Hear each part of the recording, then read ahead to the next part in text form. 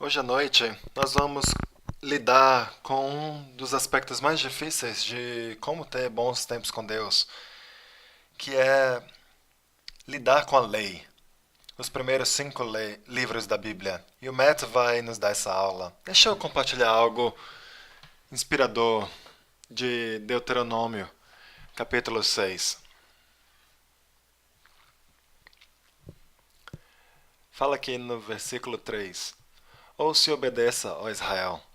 Assim tudo lhe irá bem, e você será muito numeroso, numa terra onde manam leite e mel, como lhe prometeu o Senhor, o Deus dos seus antepassados. Ouça, ó Israel, o Senhor, nosso Deus, é o único Senhor. Ame o Senhor, o seu Deus, de todo o seu coração, de toda a sua alma e de todas as suas forças. Que todas essas palavras que hoje lhe ordeno estejam em seu coração. Ensine-as com persistência a seus filhos. Converse sobre elas quando estiver sentado em casa, quando estiver andando pelo caminho, quando se deitar e quando se levantar. Amarre-as como um sinal nos braços e prenda-as na testa. Escreva-as nos batentes das portas de sua casa e em seus portões.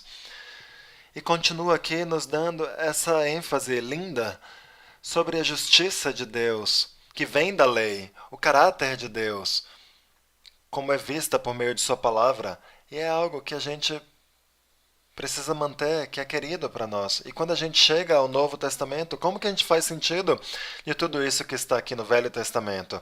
A gente vai aprender hoje à tarde. Eu fiquei muito animado de ouvir o Matt dar essa aula antes, olhar para a lei com novos olhos frescos e ter uma confiança de estarmos capacitados de receber muito, de tirar muito da lei que foi inspirada pelo Espírito Santo, já que todas as Escrituras são inspiradas pelo Espírito Santo para nos corrigir, nos ensinar, nos instruir na justiça. Então, a lei foi o centro do que Paulo disse lá em 2 Timóteo 3,16, dizendo todas as Escrituras. Se você estiver lendo a Bíblia inteira em um ano só, como muitos de vocês estão, esse vai ser um ótimo tempo, porque aqui na nossa igreja, vários de nós estamos chegando nesse momento aqui na lei. Quando eu era um adolescente, eu decidi que eu iria ler a Bíblia inteira, de Gênesis até Apocalipse, em um ano. Eu queria ver até onde eu iria chegar. E eu falei, eu ia fazer isso todo ano. E a cada ano novo era um processo empolgante. E eu chegava a Gênesis, puxa, isso daqui é empolgante, a criação, Abraão, Isaac, Jacó. E aí eu chegava em Êxodo, e aí as pragas, e vinham à mente os filmes que estavam passando no cinema. E isso era tão empolgante. E aí de repente, eles cruzavam o Mar Vermelho, o bezerro. E aí, em algum momento do livro de Êxodo, eles começavam a falar da lei. E aí era quando eu parava de ficar interessado. E eu parava de ler. E se você tentar chegar até Levítico, esqueça Levítico. Naquele ponto eu já tinha desistido de qualquer jeito. Eu estava completamente perdido. E eu não acho que eu sou o único a ter me sentido assim. Quando a gente lê a lei, a gente não sabe direito o que fazer com ela. Não é uma parábola, não é uma história, não é algo que a gente pode cavar muito. A maioria de nós olha para isso e fala: puxa, a lei não se aplica mais a mim. A gente já está debaixo de um novo testamento, então, de fato, o que, é que eu posso aprender da lei? E é verdade, nós estamos em um novo testamento, mas é triste que a maioria de nós não aprende as lições incríveis que a gente pode aprender da lei. Então, aqui são duas coisas gerais, duas observações gerais sobre entender a lei. A gente pode entendê-la dessa forma. Existem 613 mandamentos na lei.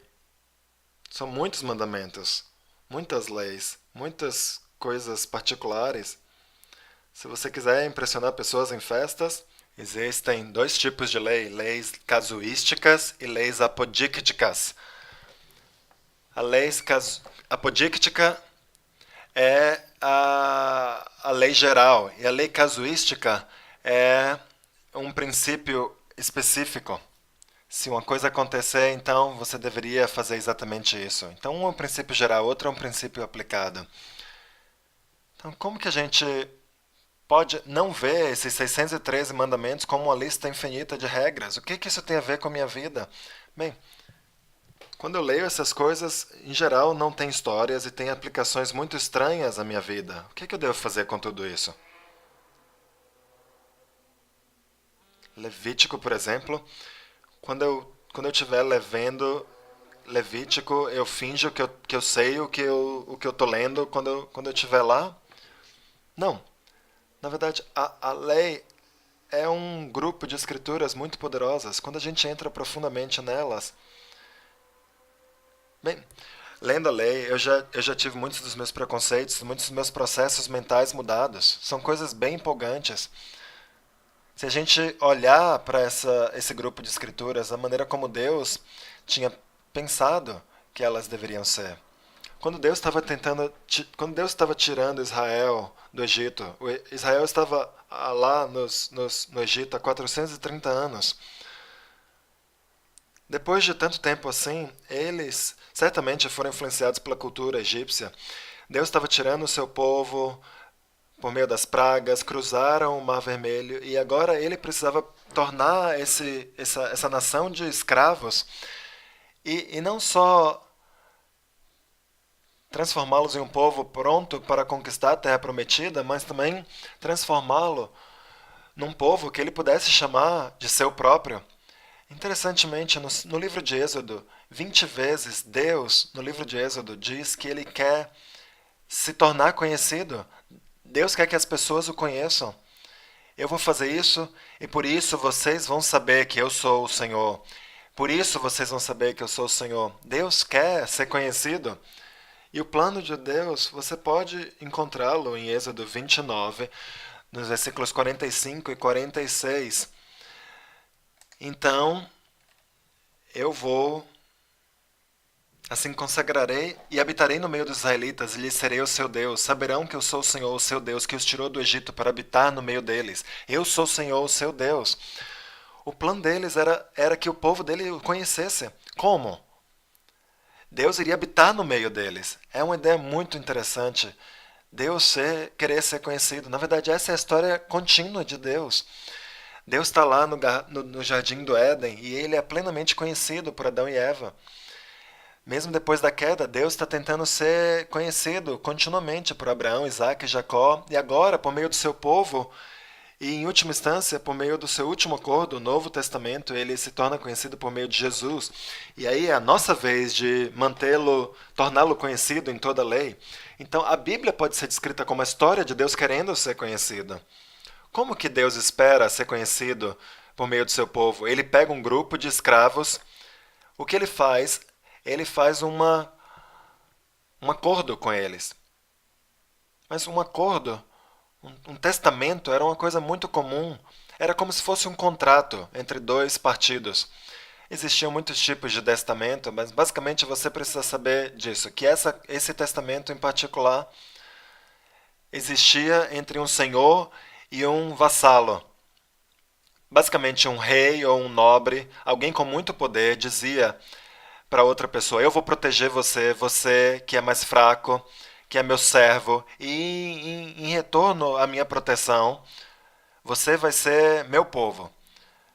O retorno que você vai me dar é você vai seguir esse grupo de regras. O que Deus faz aqui é Deus fala: eu vou ser o seu Deus, você vai ser o meu povo, eu vou proteger você, eu vou abençoar você, eu vou dar um lugar para vocês morarem. E a resposta que eu espero de vocês deve ser seguir a minha lei, viver dessa forma. Em Êxodo capítulo 34, nos versículos 10 e 11,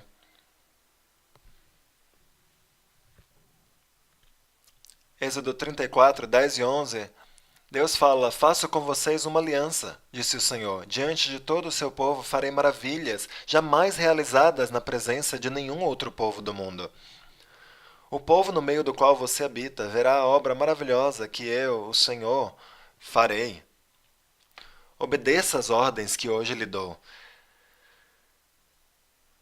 Deus fala: eu vou fazer um acordo, uma aliança com você, eu vou proteger você, você vai me conhecer, e por meio disso, cada um, todo mundo, vai ver o que eu faço por você e eles vão saber que eu sou o Senhor. O ponto de todos os mandamentos, de todas as leis, era tornar Deus conhecido até os confins da terra. Então Deus faz um monte de coisas aqui para transformar o povo num povo dele mesmo. Lá em Êxodo 19, versículo 5, Deus queria estabelecer sua aliança com eles para protegê-los.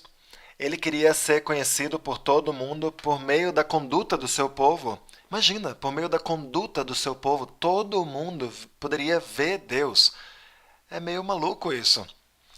Isaías 32, versículo 6, fala que Israel deveria ser uma luz para as nações. Deus seria conhecido por meio de sua santidade, de sua justiça, por meio da maneira como eles seguissem sua lei. Em Romanos 7, Deus usa a lei, Paulo usa a lei para identificar o que é o pecado e o que não é o pecado. Se você viver dessa forma, se você não viver dessa forma. E para nós é interessante porque quando a gente pensa sobre a lei, a gente pensa de forma meio contrária como os judeus pensavam. Se você pensasse quantos as escritas dos judeus eram importantes para eles, eles tinham diferentes camadas de importância e no centro, a camada mais importante era a lei. E ao lado da lei estavam as histórias, então 1 Samuel, Crônicas, você tinha os profetas, e aí depois você tinha os livros da sabedoria, Salmos, Provérbios. Mas se você só pudesse saber uma coisa, você então deveria saber a lei. E onde você encontra a lei? Na verdade, está nos primeiros 5 livros da Bíblia. A gente chama esses livros de Pentateuco.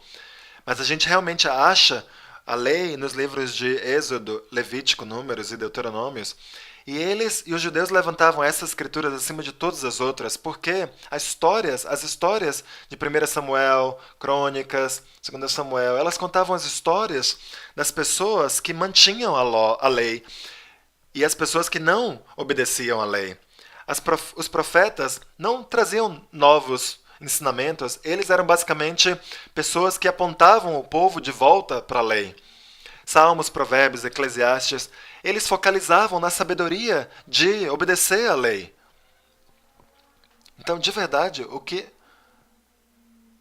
nós precisamos olhar para a lei, em vez de uma lista longa de regras, como o povo judeu olhava para esse grupo de escrituras. Que a lei, na verdade, era um reflexo do próprio coração de Deus. Se Deus viesse até nós e vivesse dentro de nós, isso era o que ele nos chamaria a viver.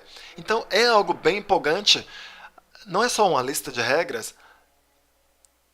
Então, como que a gente pode entender isso daqui? Como que a gente pode preparar a nossa mente para estudar a lei? Bem, em Salmo 119, versículo 18, a Bíblia diz, a gente lê esse versículo antes de ter nossos tempos com Deus às vezes, abre os meus olhos para que eu veja as maravilhas da tua lei. É interessante que a maioria do tempo a gente lê a palavra lei e a gente junta todas as coisas. Bem, sua lei é tudo que existe na Bíblia. Novo Testamento, Velho Testamento. Bem, o autor que escreveu o Salmo 119 não estava pensando isso. Ele nem estava pensando só nos profetas ou nos livros históricos. Ele estava falando, abre os meus olhos para que eu veja as maravilhas da tua lei. Para que eu veja as coisas incríveis que estão em Levítico. Mesmo as regras infinitas que eu não entendo direito. A gente deve fazer essa mesma oração. Me ajude a entender a sabedoria, as coisas incríveis que existem nessas regras. Em Salmo 119, 97, o salmista fala, como eu amo a tua lei. Não só a lista infinita de regras. Não está falando sobre os livros históricos, mas a lei. E, finalmente, o que eu acho que é bem interessante, em Êxodo capítulo 33, Moisés sobe numa montanha e ele pergunta para Deus como que a gente vai saber que você está satisfeito conosco. E Deus fala, eu estarei com vocês, obedeçam meus mandamentos. E Moisés então fala para Deus, então me mostre a sua glória. E é com esse espírito de reverência, com esse propósito que a gente pode chegar perto da lei e falar para Deus, Deus, me mostre a sua glória. Porque é isso que a lei faz conosco. Deus se tornar conhecido para nós, por meio de sua lei. São coisas que nós podemos orar antes de a gente ir ler esses livros da lei. E enfrentar as passagens que antes nos assustavam. E agora essas coisas podem se tornar conhecidas e até empolgantes. Alguns recursos que você pode querer usar, talvez você vai querer um dicionário bíblico bom. Você pode, por exemplo, usar o site BibleStudiesTools.org. Existem várias ferramentas lá. Ou você pode pegar volumes, dicionários. Você pode pegar livros desse tamanho aqui e obtê-los todos de graça e sem ter que carregar eles com você. Outra ferramenta que você vai querer é uma Bíblia de referências cruzadas, como a Thompson ou outras ferramentas que existem online.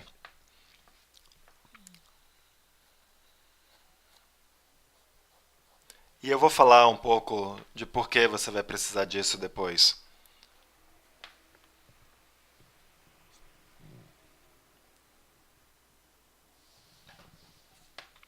Então, agora que você já se preparou, você está orando com reverência a Deus para ver as coisas incríveis que existem na lei e você está pronto para poder interpretar o que está acontecendo aqui na lei. Então, vamos pegar nossa Bíblia e vamos a Levítico capítulo 19. Isso daqui vai ser uma passagem de exemplo que a gente vai usar. Existe tanto nesse versículo, nesse capítulo, que o cabeçalho dele são várias leis. Francamente, o cabeçalho várias leis não parece algo muito empolgante, mas existe tanta sabedoria aqui. E existem vários princípios de interpretação. O primeiro princípio é narrativa. Você quer tentar descobrir qual é a narrativa que existe aqui na lei. Pessoas judaicas, a visão delas de Deus, de si mesmas, em termos de narrativa, de histórias, eles sempre estavam falando sobre qual era a história deles. Eles começaram com Abraão, Isaac e Jacó. E é por isso que eles sempre estão falando de Isaac, Abraão, Jacó. Eles falavam sobre Moisés, eles viam a coisa por meio de histórias. E a mesma coisa está acontecendo aqui. A lei nunca é dada sem estar, de alguma forma, embutida em uma narrativa. Então, aqui no capítulo 19 de Levítico, você poderia mergulhar aqui e começar a ler. Sim, sem dúvida, a partir do versículo 1. Mas o capítulo 19, na verdade, está embutido numa narrativa que volta até Levítico capítulo 10. Você precisa olhar um pouco no contexto, mas se você estiver lendo de começo ao fim, a lei sempre está embutida em uma narrativa maior, em histórias. Então vamos voltar lá ao capítulo 10 para ver o que estava acontecendo aqui. E no capítulo 10 de Levítico, começa falando sobre Nadab e Abiú. Eles são, se você olhar aqui no versículo 1, eles são filhos de Arão. Nadab e Abiú, filhos de Arão, pegaram cada um o seu incensário, nos quais acenderam fogo, acrescentaram incenso e trouxeram fogo profano perante o Senhor, sem que tivessem sido autorizados. Então saiu fogo da presença do Senhor e os consumiu. Morreram perante o Senhor. Então esses dois homens, eles ofereceram incensuário de forma arrogante diante de Deus. E eles desobedeceram o mandamento. E aí Deus, no versículo 8, Deus fala: depois o Senhor disse a Arão: você e seus filhos não devem beber vinho nem outra bebida fermentada antes de entrar na tenda do encontro, senão vocês morrerão. É um decreto perpétuo para as suas gerações. Vocês têm que fazer separação entre o santo e o profano, entre o puro e o impuro, e ensinar aos israelitas todos os decretos que o Senhor lhes deu por meio de Moisés. Então, Deus, em resposta ao que Nadab e Abiú fizeram, de maneira arrogante como eles o fizeram, Deus viu essa situação e consumiu eles com fogo. E ele falou: não é assim que as coisas vão funcionar. Vocês têm que se aproximar de mim, da maneira como eu digo para vocês que vocês devem se aproximar. E ele falou: eu preciso ensinar meu povo, aqui no versículo 10, a diferença que existe entre o santo e o profano, entre o puro e o impuro, porque os israelitas não sabem.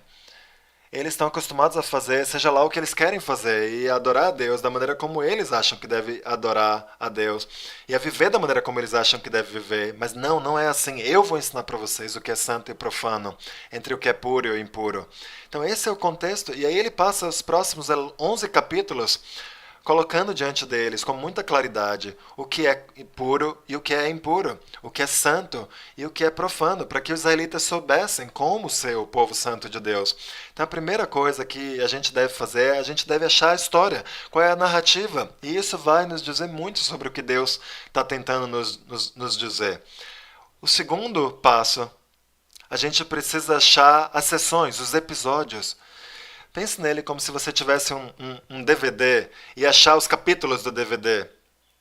O episódio da lei é o capítulo de um DVD. Então vamos voltar aqui para Levítico, capítulo 19. Vocês estão comigo?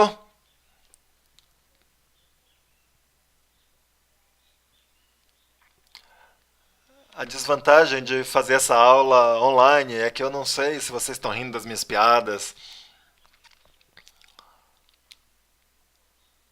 Então, quando você tenta interpretar a lei, quebre ela em seções menores. Deus mesmo faz isso. Deus faz isso.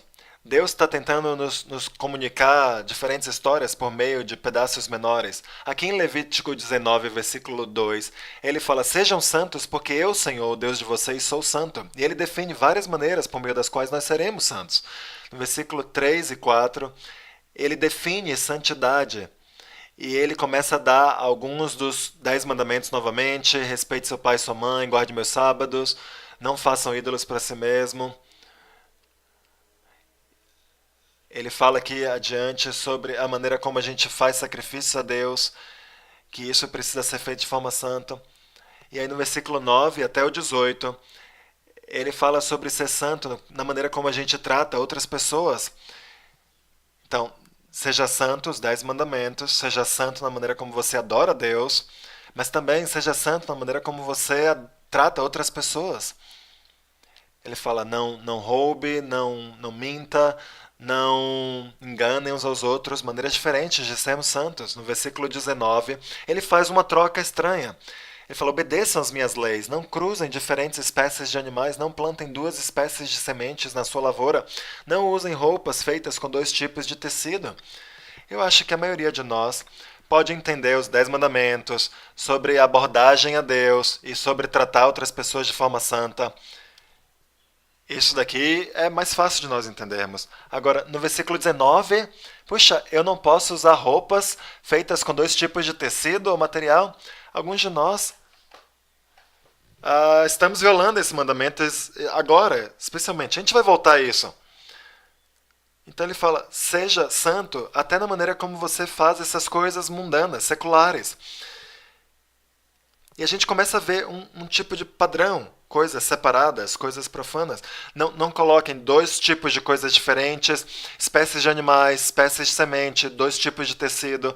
E do 20 até o 36, ele fala sobre ser santo numa terra que não era santa. No versículo 26, ele fala: não comam nada com sangue, não pratiquem adivinhação, nem feitiçaria. Não cortem o cabelo dos lados da cabeça, nem aparem as pontas da barba, não façam cortes em seu corpo por causa dos mortos, nem tatuagem em si mesmos. Eu sou o Senhor. Então vamos voltar um pouquinho aqui, para que a gente veja que toda essa sessão aqui começa com: seja santo como eu sou santo. No meio de toda essa sessão ele fala: eu sou o Senhor, eu sou diferente. Obedeçam minhas leis, meus decretos. Ele começa com santidade e ele termina dizendo: eu sou o Senhor. Mas vamos voltar um pouquinho para o versículo 19. O que é que está acontecendo aqui? Parece super arbitrário, meio estranho. Ele está falando sobre não perverter a justiça, mas aí você me perdeu quando você fala sobre duas diferentes espécies de animais, duas espécies de sementes na mesma lavoura. Bem, no contexto desse episódio aqui, Deus está falando sobre diferentes maneiras de sermos santos. Deus dá ao seu povo coisas para fazer, para que eles fossem diferentes das nações ao seu redor. Mas ele queria que santidade e separação estivessem sempre presentes em sua mente. Imagina você sendo um fazendeiro, por exemplo, e você conhecia a lei, você sabia que você não poderia cruzar diferentes espécies de animais. Eu não posso fazer isso. Por quê? Bem, porque Deus é santo e ele me chama a ser santo. Imagina seu filho te perguntar, ele está lá arando o campo, e ele fala, puxa, por que a gente não pode cruzar diferentes espécies de animais? Por que a gente não pode plantar duas espécies de sementes na lavoura? Você olha para o seu filho e você fala, porque o Senhor espera que nós sejamos santos. Coisas que são separadas precisam permanecer separadas. Mesmo nas coisas seculares, isso estava lá presente na mente das pessoas.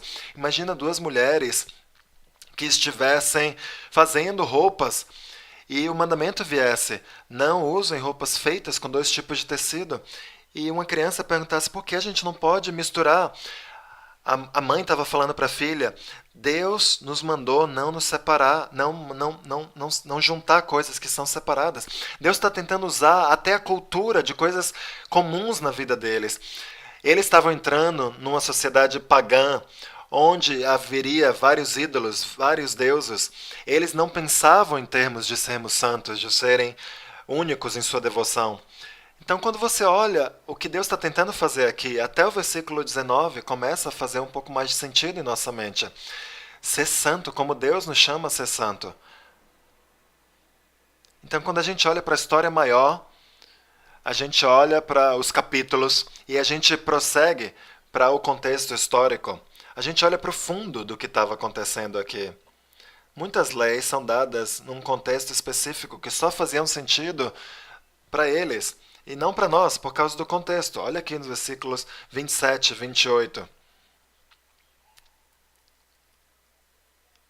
No versículo 27 ele fala: não cortem o cabelo dos lados da cabeça, nem aparem as pontas da barba, não façam cortes em seus corpos por causa dos mortos, nem tatuagem em si mesmos. Eu sou o Senhor. Então, o que Deus tem algum problema cosmético conosco? Ele tem algum problema comigo, com a minha barba? Ou ele tem problemas com quem não gosta de barba? Ele detesta tatuagens? Porque Deus está falando todas essas coisas aqui. Por que essas coisas são pecaminosas? Quem tem tatuagem, quão mal a gente deveria se sentir agora mesmo? Bem, a gente precisa olhar o que acontecia aqui no histórico contexto, o fundo. E aí é que a gente pega esse dicionário bíblico, essa enciclopédia bíblica, para a gente entender o que estava acontecendo nesse contexto. E o que a gente vai encontrar é que essas coisas, por exemplo, cortar sua barba de certa maneira e se cortar em favor dos mortos. Essas coisas eram coisas específicas que os pagãos faziam na terra de Canaã para adorar os seus deuses, os deuses estrangeiros. E Israel, sendo um povo fraco, um povo inconstante, Moisés os deixou por uns dias e eles já estavam lá fazendo um bezerro dourado. Deus sabia da tendência deles inconstante. Então, por isso, Deus fala que eles não deveriam ser nem um pouco parecidos com o povo que iriam conquistar quando entrasse na Terra Prometida. Puxa, eu quero cortar a mim mesmo, eu quero fazer tatuagens em mim mesmo para Deus. Deus está falando, não, eu não quero esse tipo de coisa. Vocês não devem se parecer com o povo ao seu redor. Vocês são o meu povo. Então Deus está dizendo que ele não queria que existisse nenhuma área cinzenta entre o seu povo e o povo que adorava a deuses falsos. Como que a gente deveria saber disso? Como que a gente sabe desse tipo de coisa? E aí os dicionários e enciclopédias que vão nos ajudar a entender esse contexto. Você precisa estudar essas coisas que, obviamente, vão nos dizer coisas que não haveria outra maneira de a gente saber. Você pode pegar essas passagens como 27, versículos 27 e 28, e começar a acusar irmãos que cortam sua barba, ou mesmo irmãos que tenham feito tatuagens, e dizer que essas pessoas estão violando mandamentos de Deus. Mas não é o caso aqui. Deus simplesmente está tentando distinguir o seu povo daqueles povos pagãos.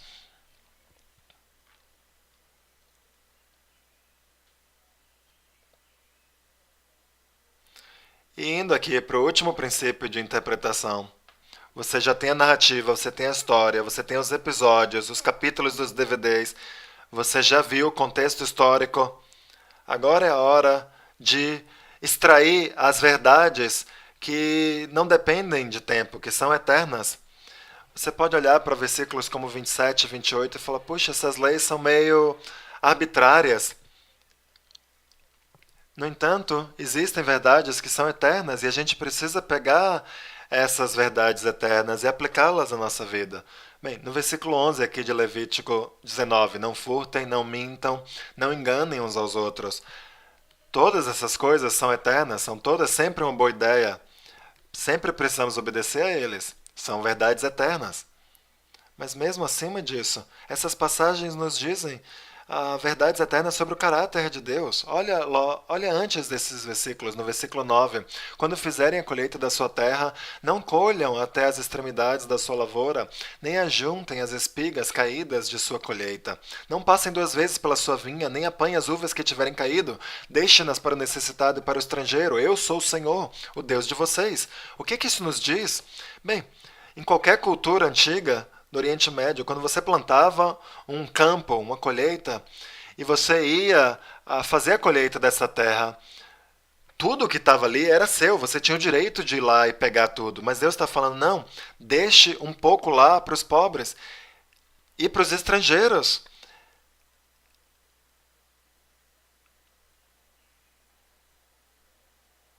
Ele, apesar de vocês não deverem ser parecidos com essas pessoas, eu ainda me importo com essas pessoas. Deus se importa com os pobres. E essas são verdades eternas que a gente pode extrair para a nossa vida. A maioria de nós não tem campos nem colheitas para fazer, mas a gente pode aprender sobre o coração de Deus aqui. A gente precisa lutar um pouquinho com Deus aqui. À medida em que a gente passa pelos mandamentos aqui, e nos perguntar, alguns desses mandamentos nos mostram verdades eternas sobre o caráter de Deus, e não só olhar para esses mandamentos como, faça isso, não faça isso. Então, à medida em que a gente está lutando para entender, interpretar tudo isso, a gente precisa se perguntar também como que a gente aplica essas coisas na prática. A primeira coisa que a gente quer fazer é pegar a nossa Bíblia de referência cruzada, a Thompson, por exemplo, e existem outras. ah, Existem algumas perguntas que a gente quer nos fazer sobre alguns desses mandamentos. Porque esses mandamentos, alguns deles, eles se aplicam a todas as escrituras, eles vêm com a autoridade de Deus. E alguns deles nós precisamos de fato ouvir. A gente precisa, por exemplo, fazer essas perguntas. A primeira pergunta é. A primeira pergunta é: Jesus refraseou essa frase no Novo Testamento? Bem, existem várias leis que estão no Velho Testamento e que estão no Novo Testamento, mas elas vieram do Velho Testamento. Quando se perguntam a Jesus, por exemplo, qual é o maior dos mandamentos, e ele fala: ame o Senhor, o seu Deus, de todo o seu coração, e ele fala: ame o seu próximo como a si mesmo. Esses são mandamentos que estão em Levítico e em Deuteronômio. Esses mandamentos não são criação do Novo Testamento. Jesus pega esses mandamentos do Velho Testamento. Então Jesus, ele refraseou, ele recolocou esses mandamentos no Novo Testamento. Se ele refraseou esses mandamentos no Novo Testamento, então nós certamente precisamos obedecê-lo. A segunda pergunta é: Jesus atualizou o mandamento? Bem, Jesus fez muito disso. Alguns mandamentos do Velho Testamento falavam: faça isso, não faça aquilo. E Jesus, ele pega esses mandamentos e eles atualizam esses mandamentos de maneiras novas. É a maioria do que acontece em Mateus 5, no Sermão da Montanha. Vamos ver dois exemplos aqui em Mateus capítulo 5.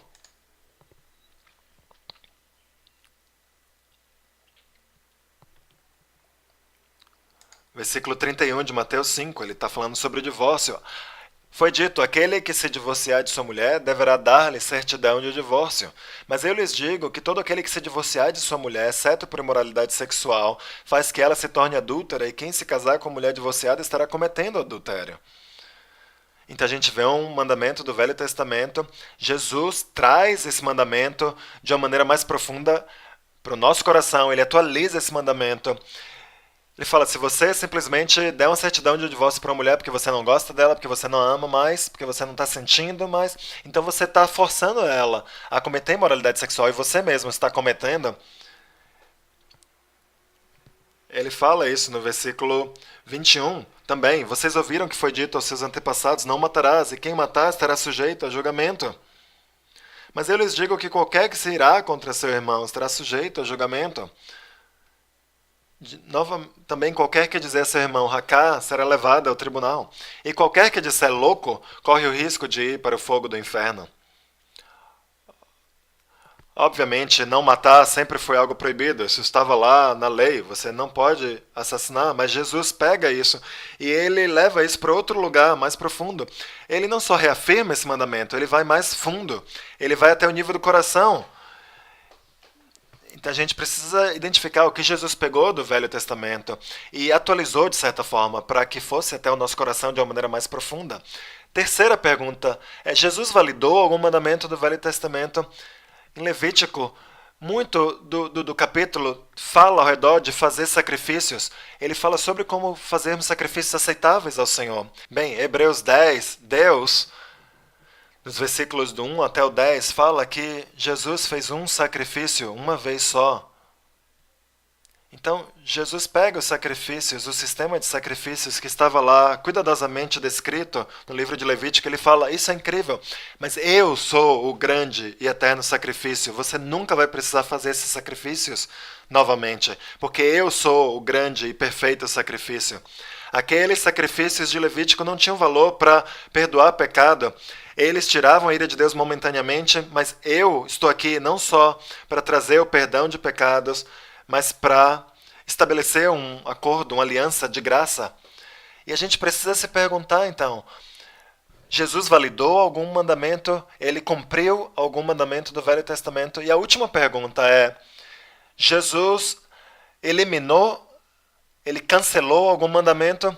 E alguns desses mandamentos são bem legais, porque Levítico fala especificamente sobre alguns tipos de comida são aceitáveis, que tipos de comida são limpas, impuras ou puras.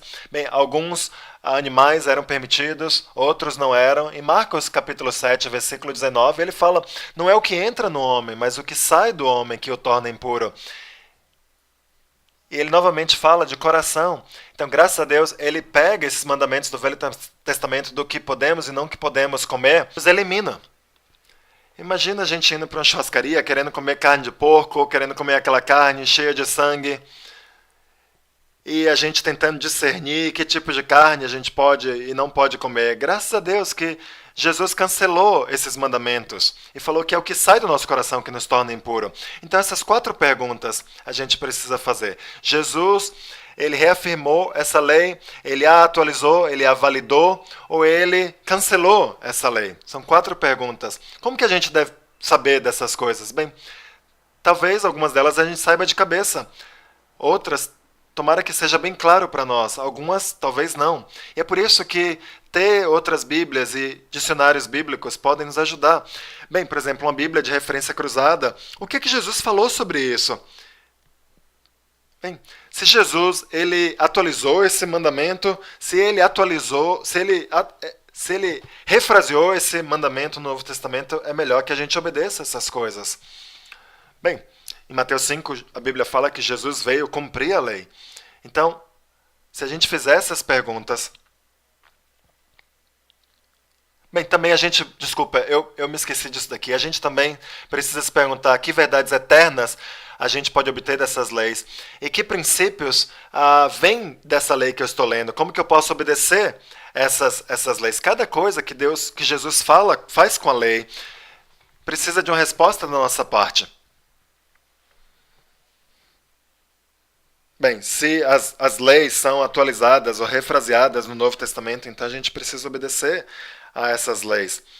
A gente precisa assegurar que a gente ama nossos próximos como a nós mesmos. Porque isso é um mandamento do Velho Testamento, está lá na lei. E a gente pegou esse mandamento e colocou ele no Novo Testamento. Então a gente deve olhar para o nosso coração. Eu posso pensar, tá bom, eu não estou assassinando ninguém, ótimo. Mas Jesus leva isso para um nível mais profundo. um mandamento atualizado. Vamos observar nosso coração para ver se não estou irado também. Se Jesus validou ou cancelou algum outro mandamento, por exemplo, o sistema de sacrifício, ou se ele cancelou as leis de comida. Então, o que, que a gente faz com isso? A gente fica agradecido, porque na sua graça Jesus validou ou cancelou alguma coisa. A gente pode ficar agradecido, porque Jesus cumpriu o propósito da lei.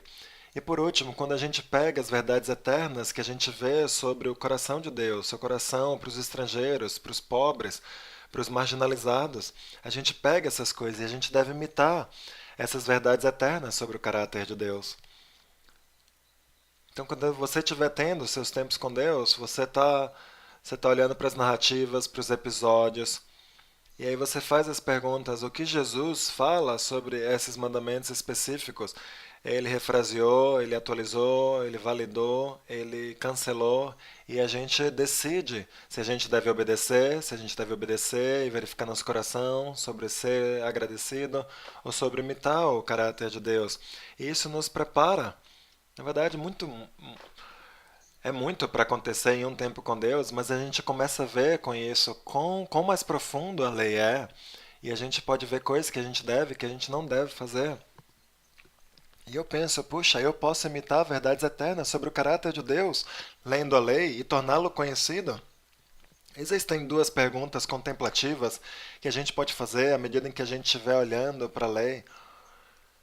Bem, que tal tornar esse aspecto do coração de Deus conhecido? Que tal pegar essas verdades eternas? Eu estou preocupado em tornar Deus mais conhecido?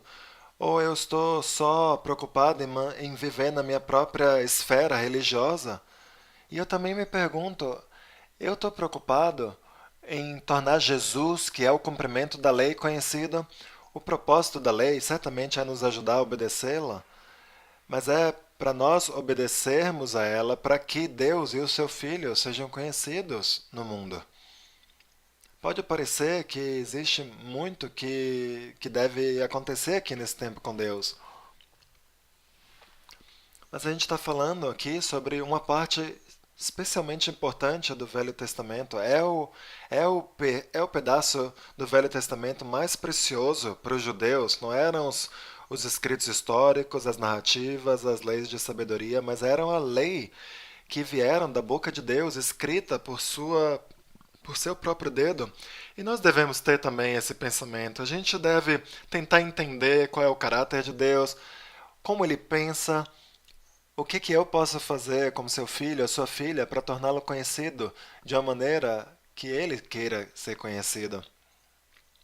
Para finalizar, eu acho que nossa oração deve ser a de voltar e pegar essas coisas incríveis que Deus colocou na lei, para que Ele abra nossos olhos e nos ajude a ver as coisas incríveis que estão na sua lei.